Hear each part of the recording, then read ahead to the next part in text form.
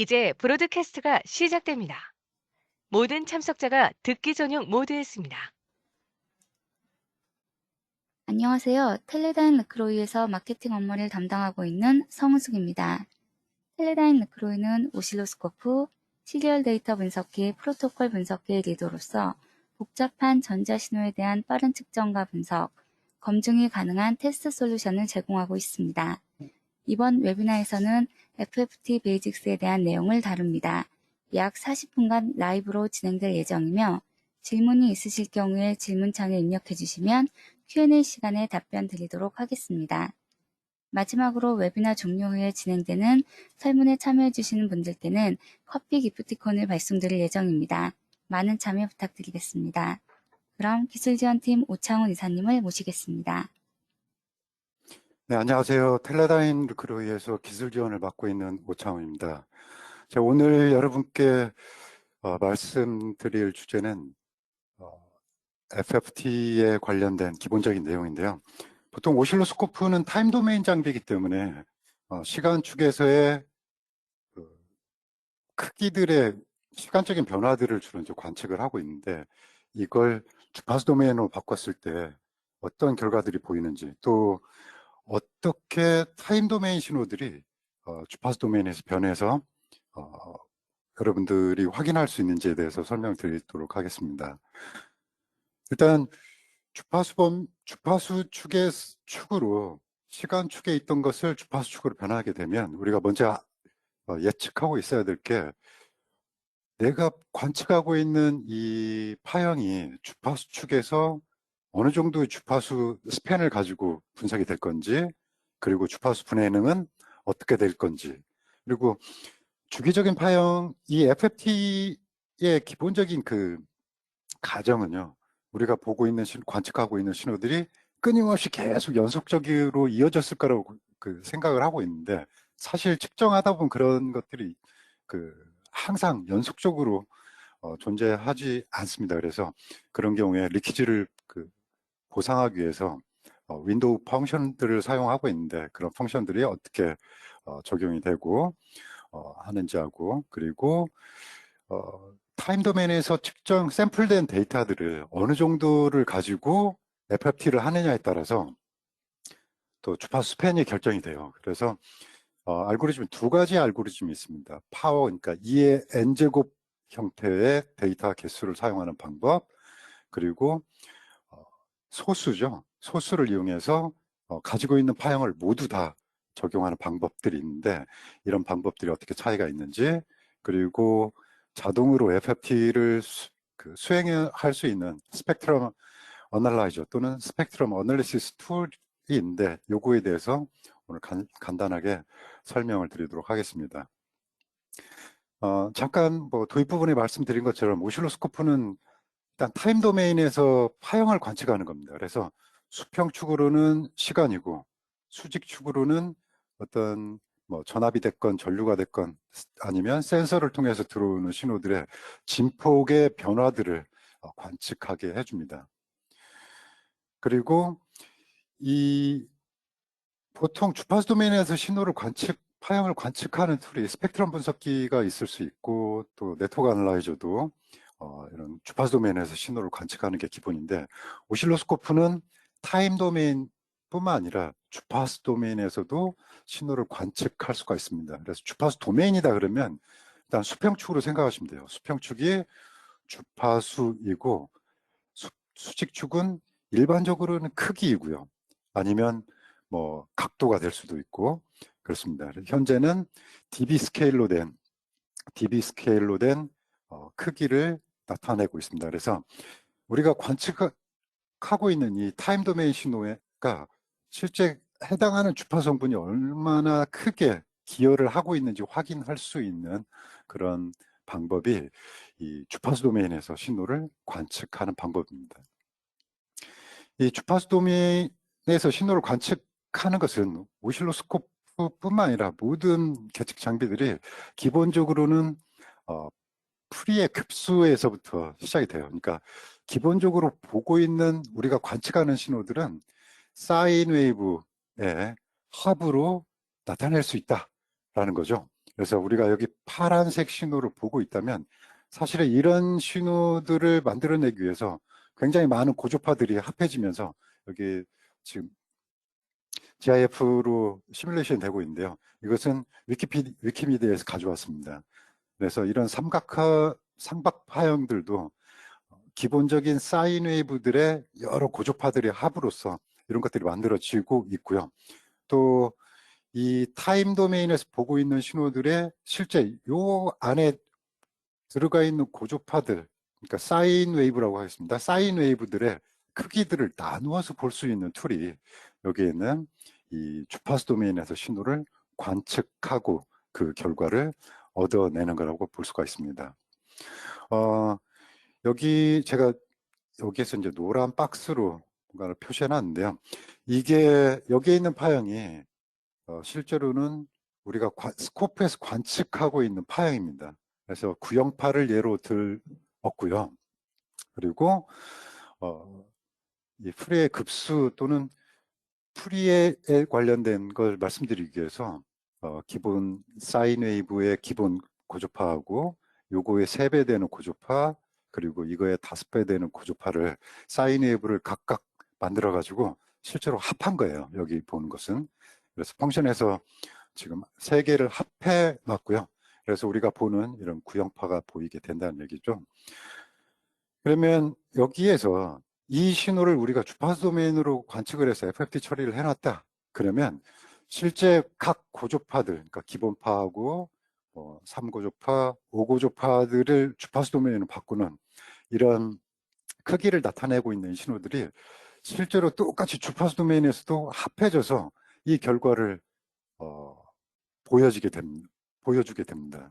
그래서 우리가 보고 있는 이 파형들을, 그러니까 타임 도메인에 있는 신호를 FFT를 해서 스펙트럼을 보게 되면 실제로는 각 고주파들의 크기들을 나누어 있던 원래의 신호들을 그대로 합해가지고 보여주게 된다는 얘기고, 결국에 이 신호를 이루고 있는 구성 요소들의 크기들을 다 알 수 있다는 얘기입니다.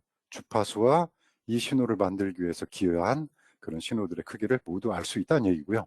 여기서 이 구형파는 현재 첫 번째 고주파는 이 신호하고 주파수는 같지만 여기 측정된 게 약 1.1V 정도 되는데요. 1V의 첫 번째 고주파는 보통 프레 급수를 전개해서 그 크기를 계산을 해보면, 개수를 계산해보면 약 첫 번째 고주파는 63.7% 정도 되니까 이건 한 637mV 정도가 여기에 들어왔을 거고요. 그리고 약 220mV, 120mV, 얘는 이제 세 개를 합쳐가지고 여기 1V 신호를 만들어낸 예를 보여주고 있습니다. 그래서 그러면 우리가 여기에 있는 이 신호들을 여기서는 구형파로 됐지만 굉장히 많은 타임 도메인에서 관측하는 신호들은 굉장히 다양할 수 있습니다. 그래서 이런 것들의 주파수 성분을 본다면 우리가 어떤 걸 예상하고 또 알고 있어야 되냐면 첫 번째로는 내가 타임 도메인에 현재 보고 있는 것을 주파수 도메인으로 바꿨을 때 얼마나 넓은 주파수 대역까지 보여줄 수 있느냐, 그리고 얼마나 주파수를 조민하게 얘가 표시할 수 있느냐라는 건데요. 최대 범위를, 그러니까 주파수 도메인으로 바꿨을 때 DC에서부터 맥스까지를 스팬이라고 부릅니다. 그래서 보통 우리말로는 그냥 주파수 범위라고 부르고요. 프리퀀시 스팬이라고 부르고, 그리고 얼마나 조밀하게 얘를 나눠서 주파수 크기로 비교할 수 있느냐, 이게 이제 주파수 분해능 또는 프리퀀시 레졸루션이라고, 또는 뭐 디스플레이 레졸루션이라고 이제 부르기도 하는데요. 이제 프리퀀시 레졸루션을 부르기로 하겠습니다. 요 두 가지를 먼저 아셔야 되고요. 그리고 세부적으로는 어떤 윈도우를 적용할 것인가, 그리고 데이터가 2의 n제곱 꼴보다 많거나 적었을 때 나머지의 실제 내가 가지고 있는 데이터보다 큰 넓은 데이터를, 더 많은 데이터들을 그 주파수 도메인에 바꿨을 때 나머지 데이터들을 어떻게 처리할 것인가가 여기 트렁케이션인데요. 요거에 대한 이해가 좀 필요하게 됩니다. 첫 번째로 이제 우리가 봐야 될 게 주파수 분해능이에요. 얼마나 조밀하게 타임 도메인에서 포착한 신호들을 주파수 축으로 변환할 수 있느냐라는 건데요. 이것은 스코프 화면에서 보고 있는 전체 길이, 보통 이런 화면의 전체 길이를 캡처 타임 또는 캡처 윈도우라고 부르는데, 우리가 설정한 타임 퍼 디비전의 크기에 10배를 곱한 시간이 캡처 타임이 되고요. 이 캡처 타임의 역수가, 이거의 역수가 델타 프리퀀시, 곧 프리퀀시 레졸루션으로 결정이 됩니다. 그래서 예를 들어서 내가 현재 보고 있는 신호를 FFT를 처리하는데 나는 1Hz 단위로 관측을 해야겠다. 그러면 1Hz의 역수를 계산해 보면 1초가 나오거든요. 그래서 전체 타임 윈도우는 1초가 되어야 되고요. 1초를 만들려면 타임 베이스는 적어도 100ms per 디비전이 되어야 1Hz 단위로 주파수를 확인할 수가 있게 되는 겁니다. 그래서 보통은 전체 내가 포착하고 있는 시간의 역수로 정해지고요. 아니면 내가 FFT를 처리하는데 전체 화면이 아니라 일부의 구간을 가지고 처리한다. 그러면 그때는 그 FFT를 처리할 구간에 있는 데이터 개수하고 현재 샘플링 속도의 비율을 가지고 계산을 해보시면 델타 F를 구해내실 수가 있습니다. 그래서 분해능을 결정할 때는, 그러니까 짧게 신호를 짧은 주파수의 레졸루션으로 주파수를 관측해야 된다. 그러면 캡처 타임 윈도우는 점점 길어져야 된다는 겁니다. 그리고 이번에는 주파수 스팬, 그러니까 얼마나 넓은 대역까지 내가 주파수를 스코프가 보여줄 것이냐라는 건데요.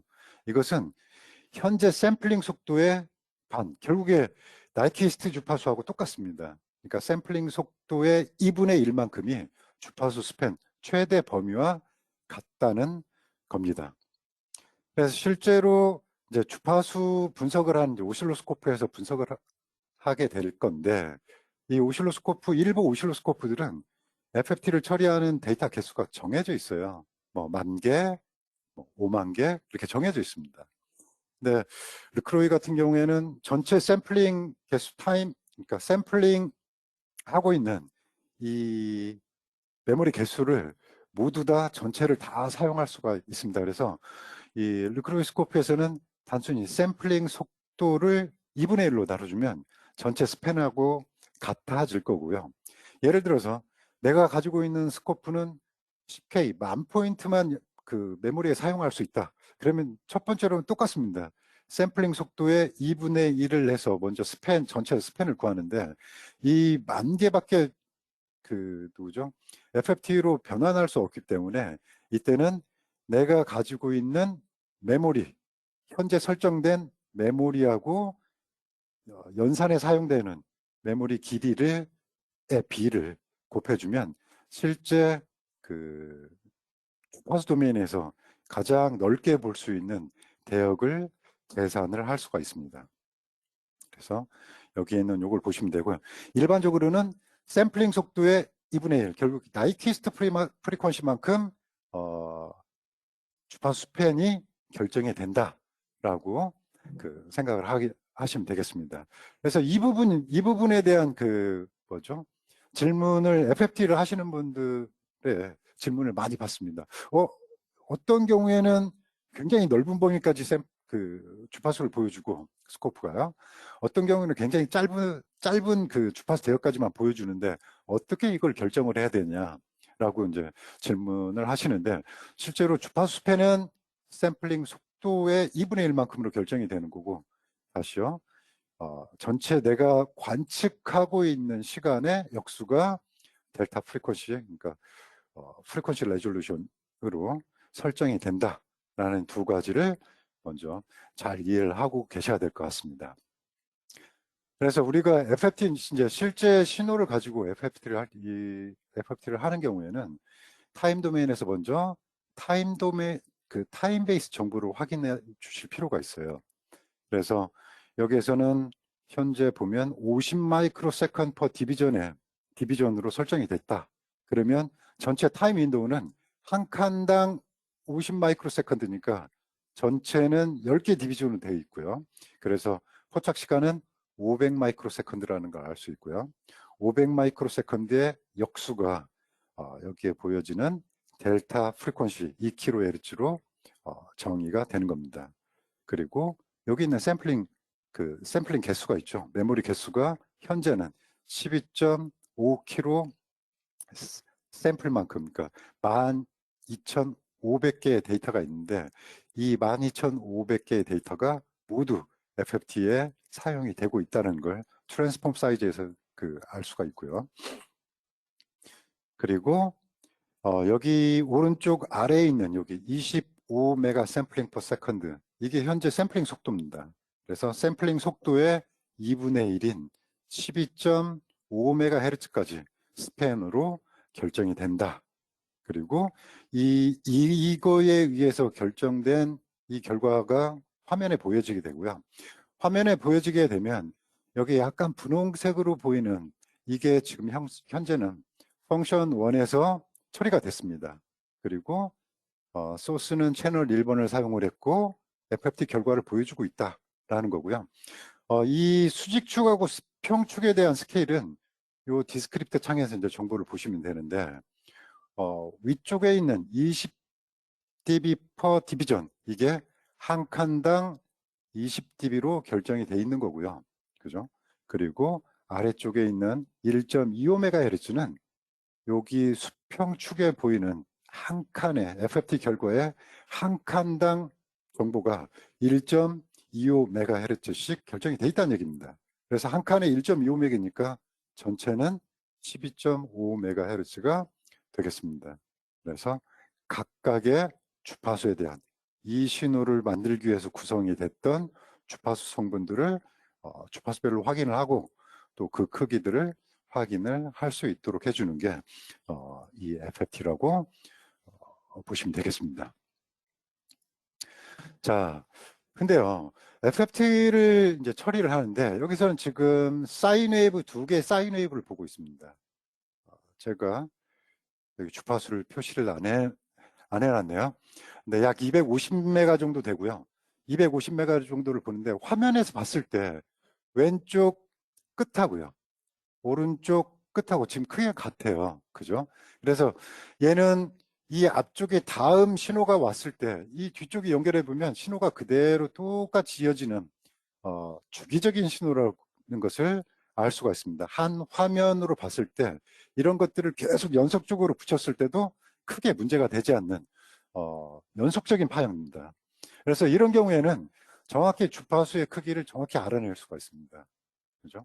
알아낼 수가 있는데 오른쪽에 있는 얘는 약 252.15 해서 끝이 맞질 않아요. 왼쪽 처음엔 시작은 오른쪽 위쪽에 있는데, 그러니까 신호의 위쪽 부분에 있는데 이 끝부분은 아래쪽에 쳐져 있습니다. 그래서 이 파형이 그대로 오른쪽에 다시 한번 또 붙어진다면 신호가 리니어하게 이어지질 않고 스티프하게 떨어지는 점으로 붙었다가 이렇게 연속으로 되는 거죠. 그래서 실제로 내가 봐야 될 파형, 그러니까 관측해야 될 파형이 아니라 일부 왜곡된 파형이 들어가게 되는 겁니다. 그래서 이런 식으로 FFT를 처리하게 되면 리키지가 생기게 돼요. 그러니까 원래 파형의 주기가 반복적으로 구성이 되지 않는다는 얘기죠. 그래서 이것은 이제 윈도우 없이 그대로 연결을 했을 때 주파수가 넓어지게 보이는 이런 현상이 보입니다. 그래서 이렇게 스코프 화면에서 어떤 타임 도메인의 신호가 계속 연속적으로 이어지는 파형이 아닐 경우에, 아까도 잠깐 말씀드렸지만 디스크리트된 포리어 트랜스폼을 하건 또 그걸 빠르게 처리하는 FFT가 됐건, 기본적으로 그 가정은 이런 화면에 내가 연산에 사용하는 FFT에 사용하는 이 데이터가 연속적으로 계속 이어진다는 그런 가정을 하고 있습니다. 그래서 이런 부분, 그러니까 앞뒤가 맞지 않는 이런 부분에 의해서 FFT 자체에 리키지가 생기게 되고 굉장히 넓은, 그러니까 주파수 도면에서 넓은 그런 리키지들이 보이고 있는 결과를 아래쪽에서 확인할 수가 있습니다. 그래서 이런 걸 최소화하기 위해서 어떤 걸 사용을 해야 되냐면 그 윈도우라는 그런 펑션을 사용하게 됩니다. 윈도우 펑션은 오른쪽에 이제 굉장히 많은 그 윈도우들이 있는데요. 윈도우들이 있는데 현재 내가 FFT를 처리해야 되는 이 파형에 이런 윈도우 함수들, 코에피션트들을 구성하고 있는 이런 함수를 그대로 씌우는 거예요. 그러면 이런 주기적으로 포착된 이런 신호들은 이런 윈도우를 씌우더라도 크게 영향을 받지 않습니다. 그죠? 이쪽이나 앞쪽이 같아지는 거죠. 그리고 이 파형도 마찬가지입니다. 양쪽 끝을 0에 가깝게 만들고 맥스를 높여가지고 씌우게 되면 이 끝점도 다시 0에 수렴하게 되고요. 계속해서 여기에 있는 이런 신호들이 뒤쪽에도 반복되는 신호가 있다라는 걸 만들어 줌으로 해서 이 불연속적인 이런 신호들의 리키지를 줄여내는 거죠. 그래서 퓨어 사인, 어떤 단일 톤으로 있는 거라면 크게 문제가 되지 않습니다. 근데 컨티뉴어스 하젠 이런 부분에서는 굉장히 리키지에 의해서 굉장히 많은 그 스펙트럼이 이제 확인이 되는데 이런 부분들을 메인 구조파를 남겨놓은 상태에서 양쪽 끝을 줄여가지고 리키지를 줄여낸다는 얘기죠. 그래서 대표적으로 사용되는 그런 윈도우들이 있습니다. 렉탱귤러 방식, 렉탱귤러는 전체가 똑같은 유니티라고도 하기도 하는데요. 전체 윈도우에 대해서 같은 크기만큼의 웨이팅을 줘가지고 이걸 분해하는 방법이 있고요. 분석하는 방법이 있고 해닝 방법이나 플랫탑 또는 해밍, 블랙만 해리스 굉장히 많은 것들이 있습니다. 그래서 여기 있는 이건 현재 제가 NI에 있는 어플리케이션 노트를 하나 받아가지고 거기에 있는 걸 이미지를 가져왔고요. 그리고 뭐 여러 가지 그 파형들에 대한 어떤 윈도우가 적합한지를 이제 설명하고 있는 게 있었는데 그 중에 4가지만 제가 가지고 왔습니다. 그래서 사인 웨이브나 또는 사인 웨이브에 합으로 되어 있는 이런 것들은 기본적인 해닝 윈도우가 좀 적합하게 그 피크의 크기나 주파수를 잘 표시할 수 있다라고 되어 있고요. 그리고 앰플리튜드를 좀 더 정확하게 봐야 된다 그러면 플랫탑을 추천하고 있습니다. 플랫탑은 말 그대로 탑 부분이 플랫하다는 얘기예요. 그래서 크기를 정확하게 알 수가 있고요. 그리고 기타 여러 가지 뭐 진동이나 이런 그 네로밴드 사인 웨이브들의 굉장히 좁은 그런 사인 웨이브들 합으로 되어 있는 것들은 해닝 윈도우가 역시 맞다라는 거하고 화이트 노이즈를 관측하거나 또는 단발로 일어난 트랜지언트 파형 같은 경우에는 그대로 렉탱귤러를 적용해서 에너지의 손실 없이 FFT를 처리하는 게 좋다라고 이런 윈도우를 대표적인 윈도우를 추천을 하고 있습니다. 실제 윈도우만 가지고 FFT를 처리했을 때 각 그 렉탱귤러 방식하고 또 폰엠 방식이나 해밍 또는 블랙만 해리스 플랫탑들이 각각 어떻게 보이는지를 그 화면에 표시를 해봤고요. 그래서 보시면 렉탱귤러 같은 경우에는 아까 말씀드린 대로 파형이 포착된 그 윈도우에 정확히 전체 윈도우를 그냥 일로 다 씌우는 거예요. 다 일로 씌워주기 때문에 해당하는 주파수 성분이 피크로 잘 보이고 나머지 성분들이 아래로 잘 눌려가지고 그대로 보여주는 형태를 보이고 있고요. 가장 넓어 보이는 이 플랫탑 같은 경우에는 여기 보시면 앰플리튜드의 크기가 굉장히 플랫하게 정확히 보이는 걸 확인할 수가 있습니다. 그래서 진폭의 크기를 관측할 때는 여기에 있는 플랫탑이 가장 적합하고 기본적인 사인 웨이브나 사인 웨이브들의 조합으로 되어 있는 애는 지금 현재 여기 가운데 보이는 여기 약간 분홍빛하고요 파란색이 거의 다 겹쳐 있습니다. 그죠?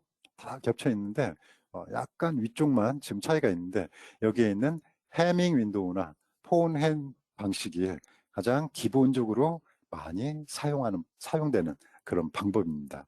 그래서 여기 폰 핸이 오실로스코프에서는 디폴트로 거의 잡혀 있습니다.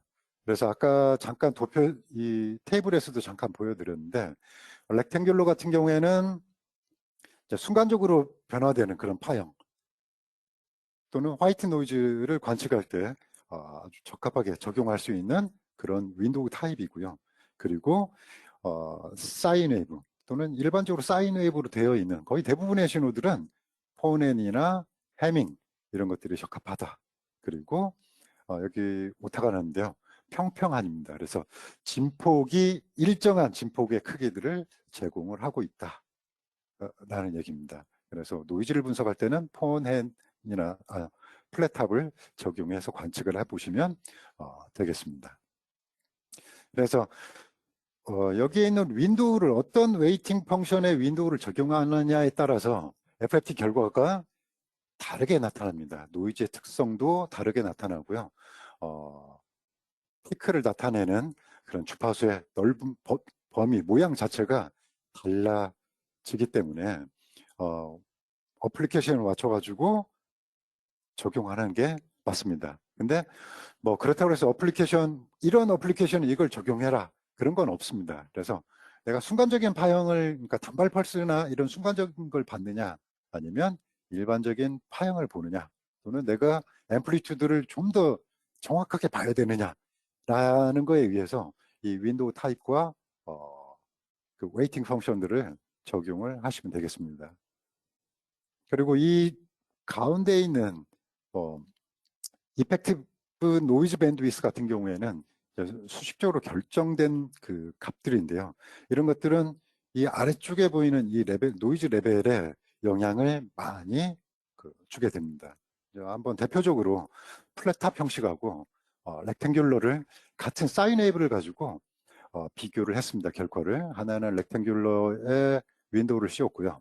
이 파란색은 플랫탑을 씌웠을 때 결과를 보여주고 있는데, 이 오른쪽 끝에 주파수 성분 해당하는 여기는 약 3메가 정도의 3메가헤르츠의 신호인데, 이 3메가헤르츠 신호를 봤을 때 크기는 똑같아요. 그죠?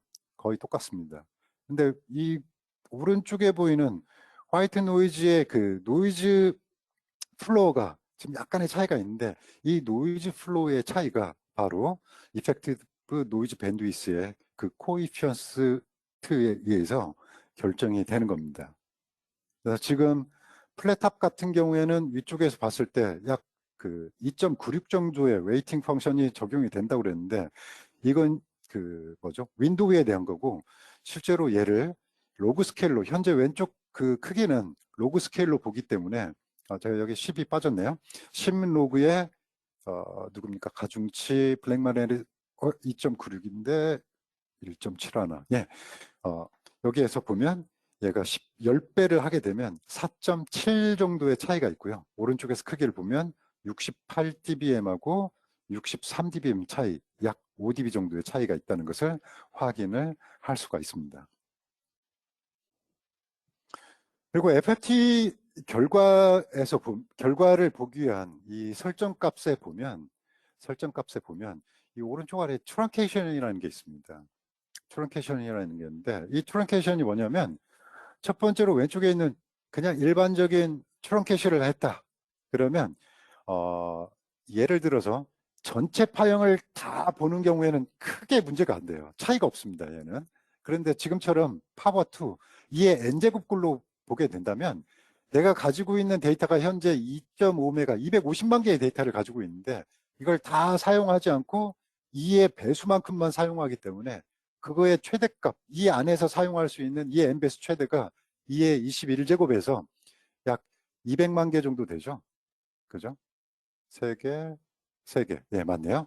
200만 개 데이터들이 전체 데이터 중에서 200만 개를 선택하는데, 첫 번째 있는 이 트렁케이션을 사용하면 센터를 중심으로 해서 각각 100만 얼마하고 100만 얼마를 뽑아가지고 중간에서 신호를 파악하겠다라는 얘기입니다. 그래서 이 델타 프리퀀시 레벨 전체도, 여기 있는 델타 프리퀀시도 타임 도메인의 전체가 아니라 현재 선택된 요 시간에 역수가 델타 프리퀀시로 잡혀주게 됩니다. 그리고 오른쪽에 나타난 결과를 볼 수가 있고요. 그리고 두 번째 있는 제로피를 선택하면요. 보시면 데이터 개수가 내가 현재 가지고 있는 데이터는 250만 개인데 400만 개의 데이터를 가지고 와서 FFT를 취했습니다. 그러면 나머지 200만 개를 어떻게 하겠다는 얘기냐면 제로피를 하겠다는 얘기입니다. 여기서부터 여기까지는 그대로 모두 다 제로를 다 채워가지고 요 신호들을 분석을 하겠다. 결국에 신호로 그 모양으로 따져보면 0000 하고 벌스트 형태가 있고 다시 0000 그 다음에 0000 벌스트 요런 파형들이 그러니까 요런 벌스트 파형들이 연속된 이런 형태의 FFT를 취하게 되는 겁니다. 그래서 0으로 필된 제로로 필된 이 부분 때문에 그죠? FFT에 보여지고 있는 주파수는 같지만 요 중간에 있는 요 데이터들 성분들이 FFT 결과에서 영향을 받아서 결과를 표시를 하게 되는 겁니다. 그리고 오른쪽 끝에 있는 트랭카션 레프트는 뭐냐면 시작점에서부터 데이터를 시작하겠다는 얘기입니다. 그래서 데이터 트랜스폼 사이즈는 200만 개, 200만 개 얘랑 똑같아요. 다만 시작하는 위치를 앞에서부터 200만 개 뒤에 있는 여기까지를 시간으로 그 윈도우로 보겠다라는 얘기가 되겠습니다. 그래서 전체 데이터 개수는 똑같지만 파형을 처리하는 FFT를 처리하는 위치가 센터에서 보느냐 앞에서부터 정해진 구간까지 보느냐 요 차이가 달라지게 되는 겁니다. 실제로 두 개의 결과는 여기서는 큰 차이가 없어요. 그죠? 근데 주기성을 가지고 있느냐 그렇지 않느냐에 따라서 데이터 그 FFT 결과에 이 폭하고 노이즈 차이가 발생을 할 수가 있습니다. 그래서 일반적으로 가장 좋은 선택은 첫 번째 있는 트렁케이션이 되겠습니다.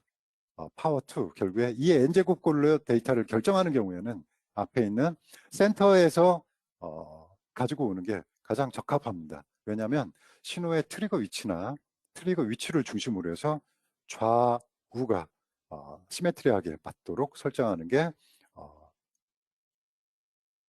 결과를 좀 더 정확하게 볼 수가 있다는 얘기입니다. 자, 이 앞에서는 지금 이 n제곱꼴의 형태를 통해 가지고 데이터를 트랜스폼 했어요. 내가 가지고 있는 걸 가지고서 그 중에서 이 n제곱 맥스를 가지고 결정을 했는데요. 이 알고리즘을 리스트 프라임, 결국에 이제 소수들의 곱으로 이제 결정을 하는데 여기서는 사실 소수는 3도 있어야 되는데 오실로스코프는 10의 배수를 주로 따지기 때문에 2와 5 두 가지의 제곱꼴의 합으로 모든 숫자를 다 표시할 수가 있습니다. 그래서 현재 2의 n제곱, K의 5의 K제곱 이런 꼴인데요.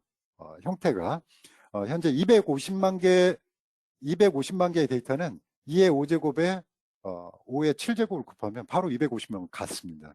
그래서 이번에는 윈도우를 통해서 어떤 제약을 가지지 않고 현재 보고 있는 타임 윈도우 모두를 다 데이터 처리를 하는 겁니다.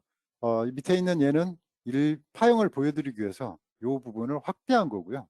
그리고 FFT 처리한 것은 이 파형을 그대로 다 FFT를 처리를 했습니다.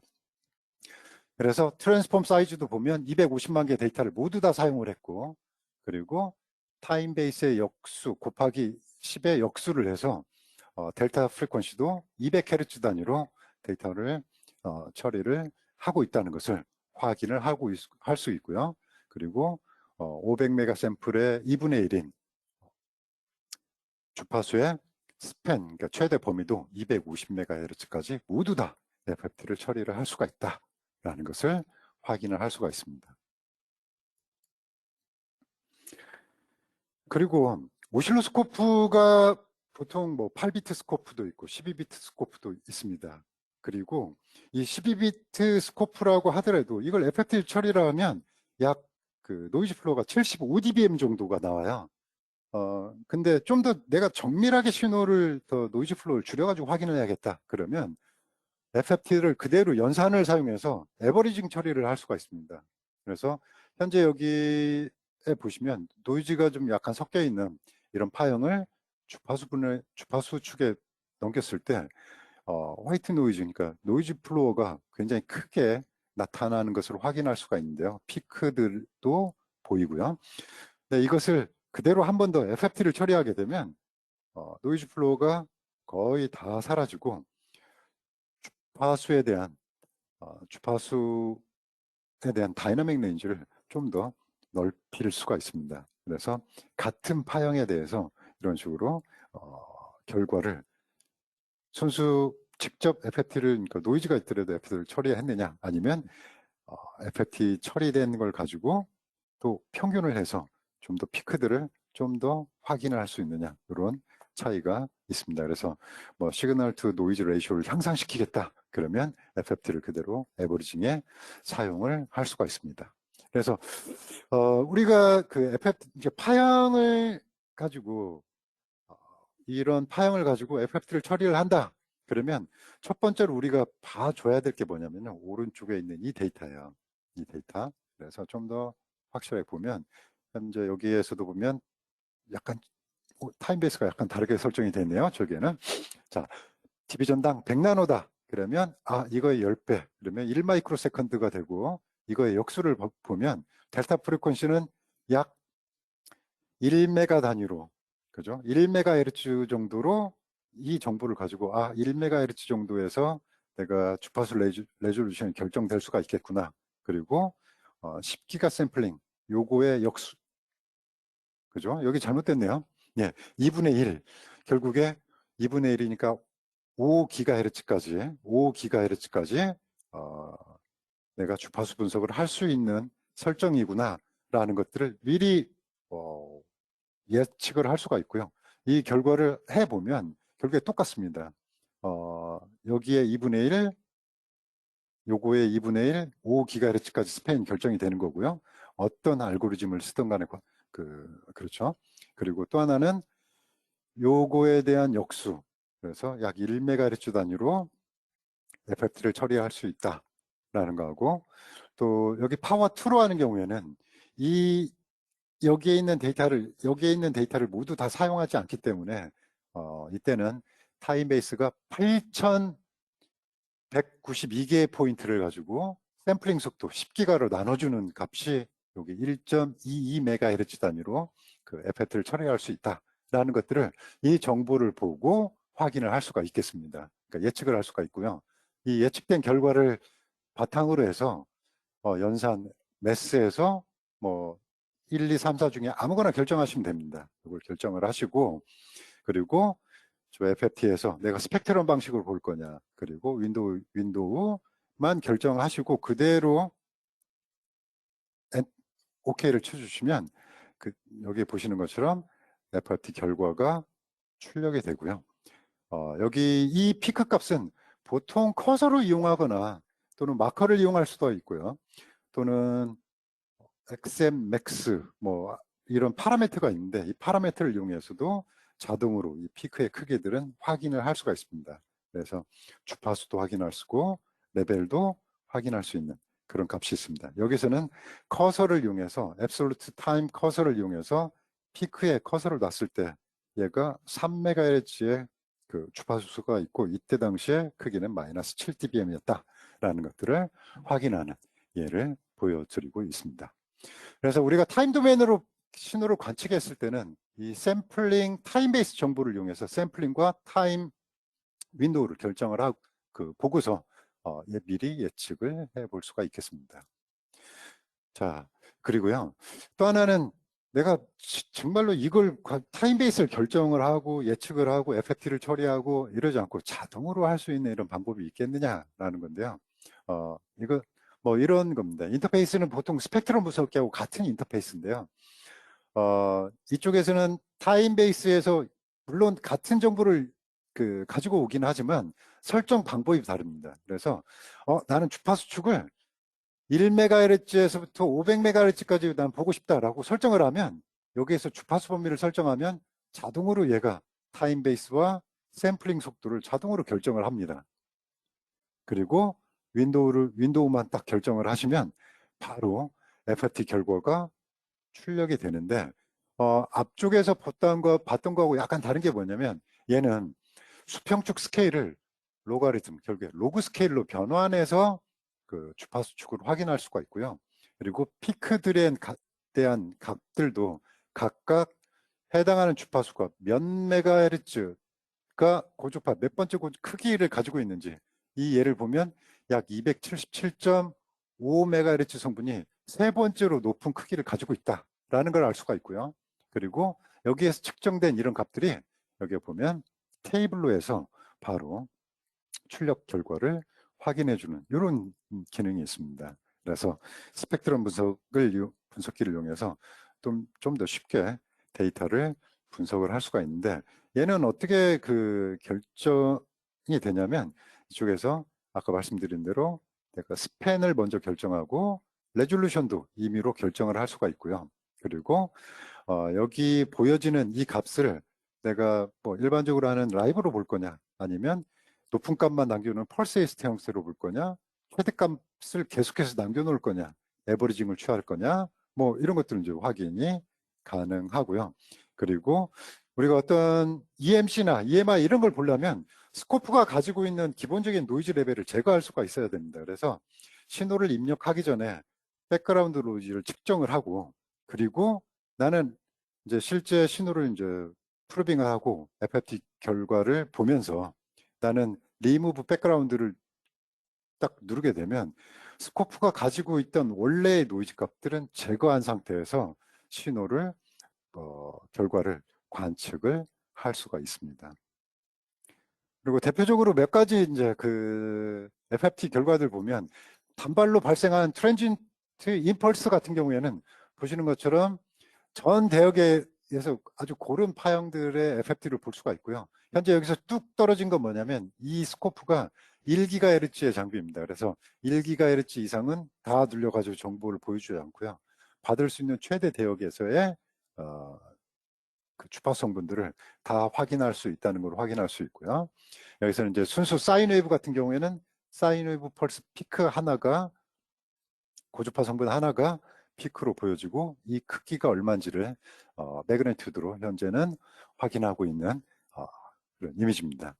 그리고 또는 삼각 파형 같은 경우에는 뭐 고주파들이 1고주파, 2고주파, 3고주파, 짝수 고주파들도 모두 다 포함된 이런 신호들이 합해졌을 때 여기에는 형태나 아니면 삼각 파형의 형태들은 이런 짝홀수 고주파들이 모두 다 합해져서 나타나게 되고요. 여기에서는 앞쪽에 좀 깁스 형태가 있는 구형파인데요. 이 구형파 같은 경우에는 1, 3, 5, 7, 9 형태의 고주파들이 합해져서 이런 형태의 FFT를 구성하게 됩니다.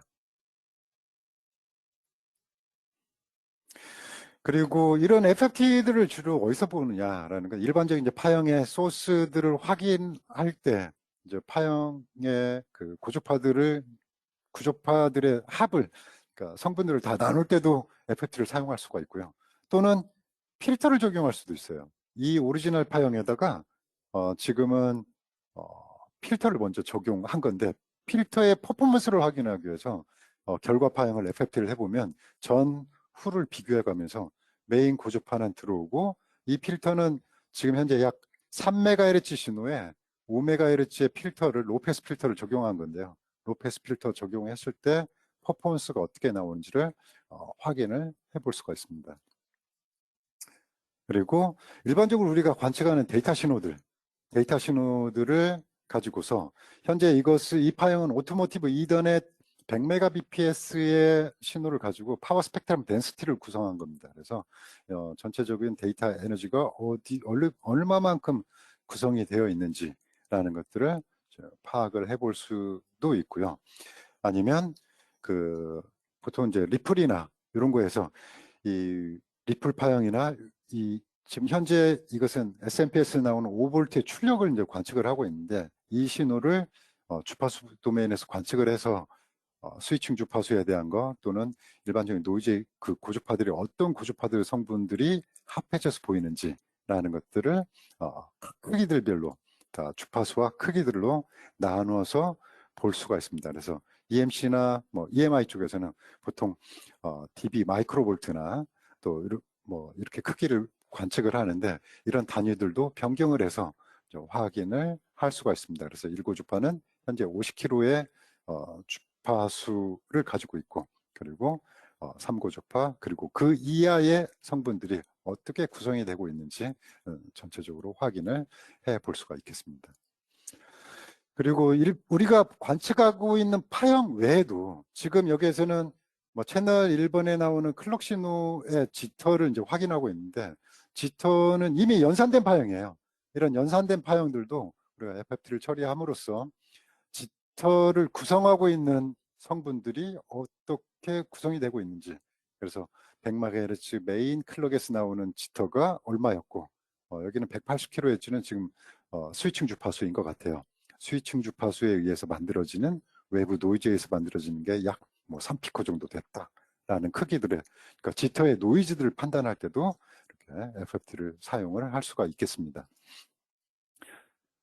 그래서 뭐 길게 정확하게 설명을 드렸는데, 우리가 타임 도메인에서 보고 있는 또는 연산된 어떤 것들을 그 주파수 도메인에서 본다 그러면 현재 보고 있는 시간이 얼마나 되느냐, 그리고 샘플링 속도가 얼마가 되느냐에 따라서 주파수의 그 스팬이 결정이 되고 또 분해능이 결정이 된다라는 겁니다. 그래서 두 가지만 잘 기억을 하시면 FFT를 어렵지 않게 구성을 할 수가 있겠습니다. 그리고 이 FFT에 대한 기사들을 여기 뭐 제가 5개만 올려놨는데 이거보다 훨씬 많은 그런 정보들이 이 루크로이 블로그에 현재 올라와 있습니다. 그래서 참조를 해보시면 오늘 설명드린 내용들하고 연관지어서 생각을 해보실 수가 있겠습니다.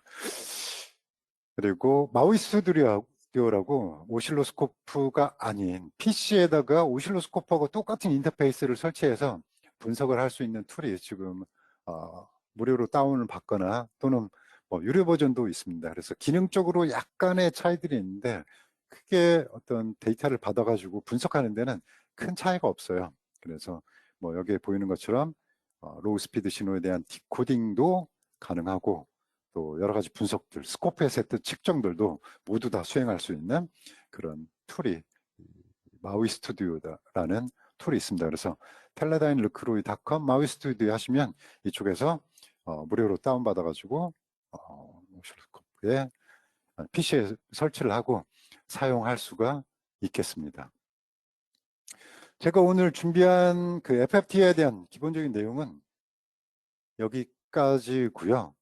혹시 질문이 있으시면 질문창에 올려주시면 제가 바로 답변을 드리도록 하겠습니다.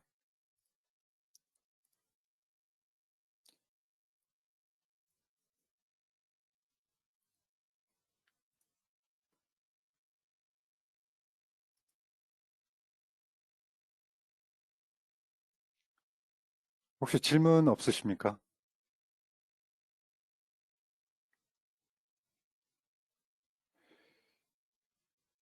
네, 질문이 없으신 것 같은데요. 혹시 추후에 질문이 생기시면 뭐 문자 4522-2239 이쪽으로 전화나 문자를 남겨주시거나 아니면 changhun@teledyne.com으로 이메일을 남겨주시면 제가 최대한 빠른 시간 내에 답변을 드리도록 하겠습니다.